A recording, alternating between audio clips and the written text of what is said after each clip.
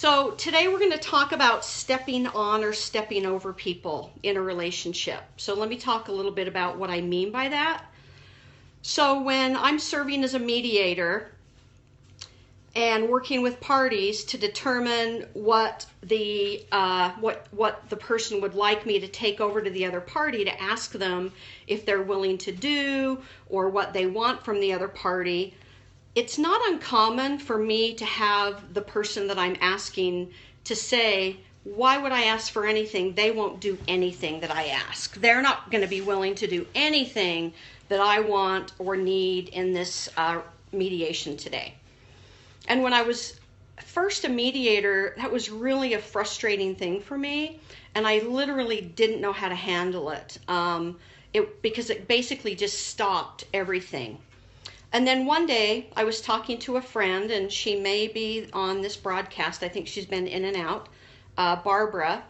And she used an expression to me, and the expression that she used was, give them a chance to step up. Now, she was not talking about mediation when she made this comment, but she was talking about a relationship. So here's the similarity. When we're in a relationship with someone, and we want or we need something from them, or we'd like them to do something differently or do something that we would like them to do, we have at least three choices. So I'm going to talk about three choices that we have. We can ask for what we want. We can drop hints about what we'd like and see if we can drop hints well enough that they can read our minds and decide what it is we may or may not want. Or we can do nothing and we can stay frustrated, hurt, and basically not have a good relationship and basically blame it on them. So I was listening to my friend talk about this, a light bulb went on for me. When a person in mediation is unwilling to tell me what it is they want or they need, basically they blame their not wanting to talk about what they want and put it on the table. They actually blame that on the other person by saying they'd never agree to this, there's no reason to even talk to them about it. So now I have a new strategy as a mediator. When someone does that, I basically stop them and I say, look, when I'm working with you, what I want you to do is I just want you to tell me what is it that you want or need. You let me deal with their response in the other room. You just tell me what it is you want or need. And for some of them, it like stops them in their tracks, because all of a sudden it's like, now they have to make a decision. Am I going to be honest? Am I going to say what I need? Or am I going to continue to try to find a way to blame this other person for not giving me what I need? The same is with relationships.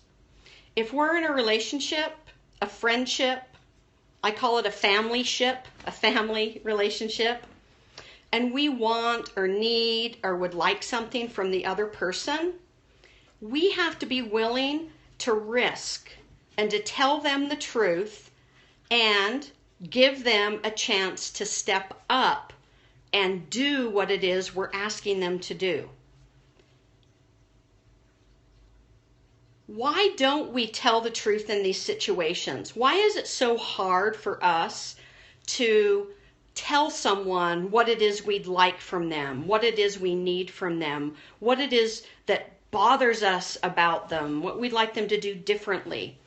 And a couple of the things that came to my mind is, the first one that comes to my mind is that we don't want to be vulnerable. Okay, so vulnerability is a really big deal, and we'll talk about it off and on in these tips. Vulnerability is a really big deal, and that if we ask for what we want or need, guess what? Well, I got a heart, one heart, I love it. If we ask for what we want and need, guess what? We are making ourselves vulnerable, and we are becoming more transparent to that person, because now all of a sudden they've learned more about us. Okay? Or we're afraid of hurting their feelings if it's something that they're doing that we somehow want them to change. or we don't want to risk rejection. So we want something, we're afraid they're going to say no, we don't want to risk rejection, but that's also another form of vulnerability. So when we don't tell another the truth, we're basically making the decision for them.